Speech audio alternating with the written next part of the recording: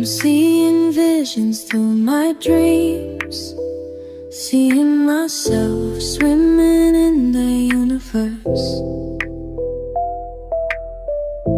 My ancestors gave me gifts to read cards, predict and heal. My name is Daphne, but spirit calls me bye-bye love.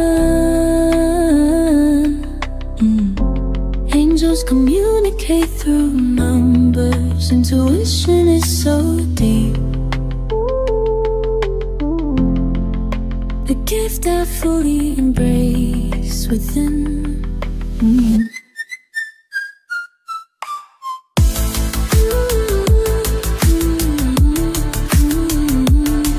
Hello everyone, welcome po sa inyong almost personal reading. So I want you to know that this is a timeless reading and this is also a general reading. So you may resonate po sa buong reading na ito or baka konti lang, no? So take what's only yours.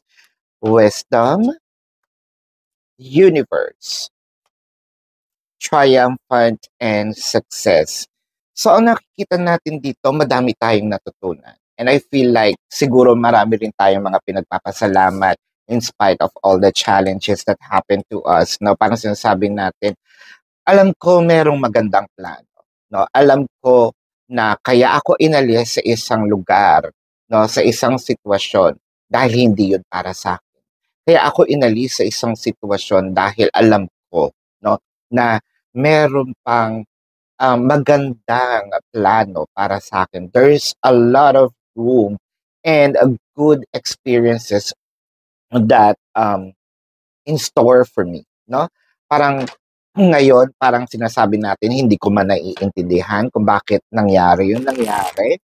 Pero alam ko, dadating yung panahon, no, na masasabi ko sa sarili ko, ayun pala yung dahilan bakit ito nangyari lahat. With the Two of Swords, parang sinasabi natin dito, yes, nahiwalay ako. So, it may be a physical or energetic separation, ano? So, physical separation para po sa mga bago kasi hinati ko siya sa dalawa. And I know that it is making sense kasi physical separation, this is the separation we're in. This is literally, you are in physically separated with your person.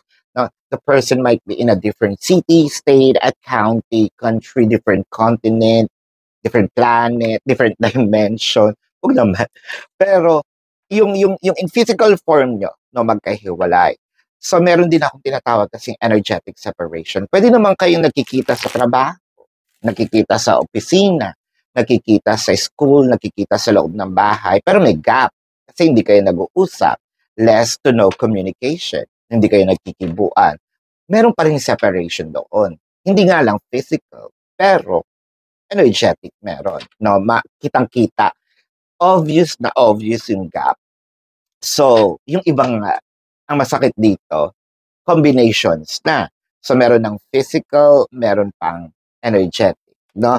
So, with the Tower and the Knight of Cups, so parang ang nangyari kasi dito medyo nabagalan tayo, no? Parang feeling natin na sa isa kong relasyon na hindi siya nag-move forward, parang walang progress, naka-stuck lang ako dito, no? Siyempre, kahit sino naman na nasa relasyon, gusto na nagpo-progress, no?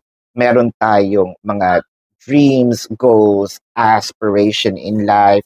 Hindi yung parang nakipagrelasyon lang ako for the sake of may jowa. No, ayoko ng ganun. Nandito dapat ako. Gusto ko nakikipagrelasyon sa isang taong merong dreams sa buhay, no? Merong gustong marating, merong gustong sabihin nating business. Hindi man siya ginagawa, at least nakikita ko yung future ko sa kanya. Or gustong magkaroon ng cohabitation, proposal, marriage, bumuo ng family. Hindi yung parang pagpupunta lang ako sa bahay, no? Naglalaro, parang game, tapos laging wala. So, meron akong karelasyon status-wise. Pero, ang tanong ko sa sarili ko, meron nga ba akong karelasyon? So, yun kasi yung importante sa akin. Dapat nakikita ko, nafi-feel ko, no, yung karelasyon ko. Hindi yung parang, ano lang, yung parang status. Ano yun? Anong gagawin ko sa status? Pwede naman ako mag-status na lang doon, I'm in a relationship with myself, di ba? Siguro mas maganda pa yun. With the Four of Cups.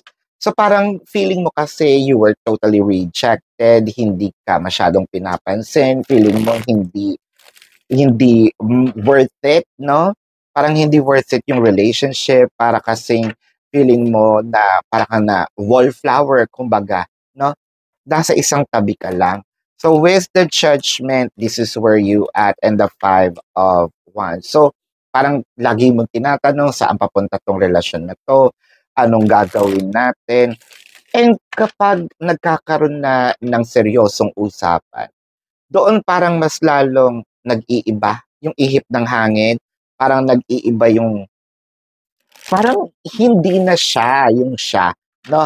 Iniiba niya yung topic, iniiba niya yung sabihin natin, basta marami siyang mga pagbabago, marami siyang iniiba sa mga buhay-buhay. The topic itself, nilalayasan ka, um, with the King of Goblets. Minsan, ang masakit doon, silent treatment pa. So, bakit? Bakit ako nasa silent treatment? Ang gusto ko lang naman magtanong, para alam ko kung may direction ba itong relationship namin with the Ten of Swords. So parang dito mo na sinabi, ay hindi. Hindi to para sa akin, no? With the Five of Pentacles, so parang ikaw na mismo yung lumayo. You left someone out in the cold. Masakit ba para sa iyo? Dahil, kasi kung sa tutuusin, kung meron masasaktan, ikaw yun, hindi yung person mo. Kasi parang feeling mo, you're the one who's investing, you're the one who's working on the relationship, no? And syempre, once you invested, you put your heart and soul into the relationship, and then, iiwanan mo, masakit yun, 'di ba? Para ka lang bukas ng business sa sinayaan mo lang. Hindi yon, no? Mabuti pa nga kung may business, sana may returns, no? Dahil baka kung nag-business ako, tumubo pa yan, no? Or baka natutukan ko mabuti at lumago. With the Lovers, the Hierophant, and the Valley of Disc. So parang sinasabi dito, the Lovers, the Hierophant, yes, alam natin sa sarili natin na parang ito na yata ang aking twin flame, ito na yata yung naka-destined para sa akin. At one point in time, nakita ko yung sarili ko na with the Hierophant, na I will be living with the person, no? Sa isang bubong, sa isang bahay. Alam ko na with the Valley of Disc, kasi parang ako yung nagbuo or binuo ko sa isip ko um, yung buhay, yung kumbaga yung dream of having a family with this person. Kasi ang nararamdaman ko ngayon, kung ako ikaw ha, ang nararamdaman ko ngayon, parang pinipilit ko si person, which is parang ang awkward, no? Ang off para sa akin kasi ginusto namin dapat itong relationship namin is merong reciprocation, pero bakit para ako mismo yung kumikilos, no? Kumbaga sa bahay ito, ako na yung anong tawag doon, yung naglagay ng skeleton, no? Ako na nagdiga, ako na nagbuhos, ako na yung arkitekto, ako pa lahat, 'di ba? Um, this is a relationship. I need someone who's going to help me to build the relationship. Now, I want to know the Five of Pentacles muna. Ika-clarify ko kasi you left someone in the cold with the Seven of Pentacles and the Six of Cups. No cap. Kasi, oo, nabimiss natin si person. That's for sure with the Six of Cups. Pero kasi, hanggang kailan ako mag-aantay? No? Hanggang kailan ko patatagalin yung sarili ko na nag-aantay sa isang sitwasyon na hindi ko sure, no?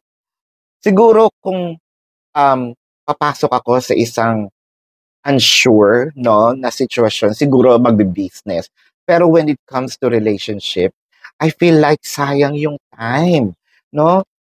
Yes, masakit. Nami-miss mo yung person mo. That's for sure. Kasi kitang-kita naman natin dito. Sobrang nami-miss mo na rin siya. Pero para sabihin nating, sige, kung babalik ka, I'm going to accept you. Pero ipakita mo na magka-wavelength tayo, no? We are on the same wavelength. Hindi yung parang pipilitin kita or pinipilit kita, 'di ba? With the Three of Wands and the Magician, sabihin natin ganito, um, ang puso ko parang ginagawa kong, unti-unti kong tinatanggap yung nangyayari, 'no? Kung babalik ka, babalik ka. 'Wag lang sana dumating dun sa part na yung puso ko is manhid na. Dahil kapag namanhid na, baka hindi na rin kita kunin. Tama ba? Let me know. Let me know sa comment section kung ito ang iyong nararamdaman. But let's check the zodiac sign of your person. This can be their sun sign or a placement in their chart. I'm seeing Leo, Taurus, Virgo, Gemini, Pisces, Capricorn, Sagittarius, Scorpio, Libra, Cancer. Yeah, so Aquarius. So that is your reading. Love and light to you. Namaste. See you po. No, sa susunod. Goodbye. Yelling stars align. I am Daphne, also known as Papa Island, standing in my own design.